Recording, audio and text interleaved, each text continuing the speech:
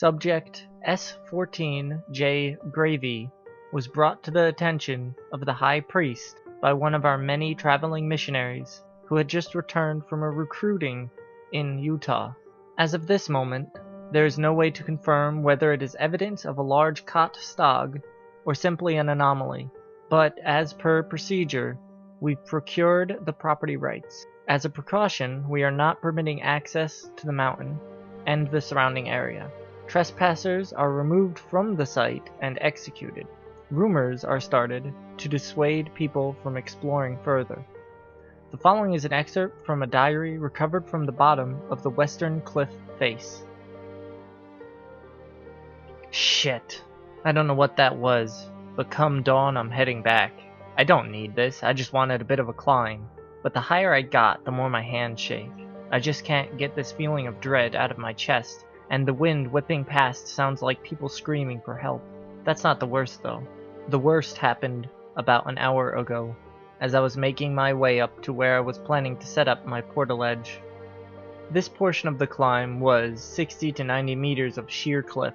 I planned to set up my portaledge near the 75-meter mark. The cliff face has very few handholds, but there's a large crack that travels up the middle of the rock face that is perfect for making the distance pass quickly. After having climbed the first 500 meters, I was anxious for a rest. Hand over hand, I pushed on, fighting to ignore the dizzying height below me and trying to beat the sun before it vanished below the horizon.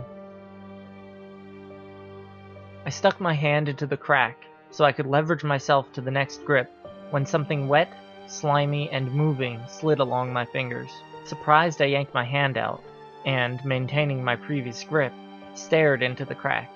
Deep in the fracture of rock, there was an upside-down man, his body contorted beyond belief, so that his head was sitting right where I put my hand.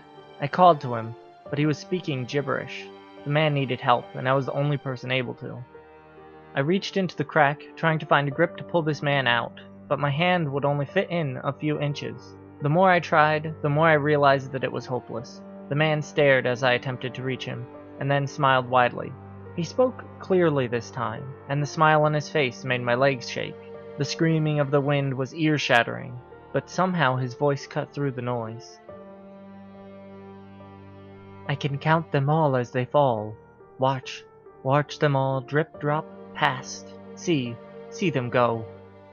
I felt something massive fall a few feet to the left, followed almost immediately by another to the right. It took me a few moments to realize that they were bodies. One after another, they flew past, several nearly hitting me, and a few forcing me to press into the rock face to avoid them. The man in the crack was laughing as they fell, and kept laughing until the sound of their bodies smashing into the ground below resounded back up the mountain. I turned to the man, but he just placed a finger to his lips and slid slowly back into the darkness of the crack. The terrifying thing is that I can see the ground from my portaledge, and there isn't a single body down there. End of excerpt.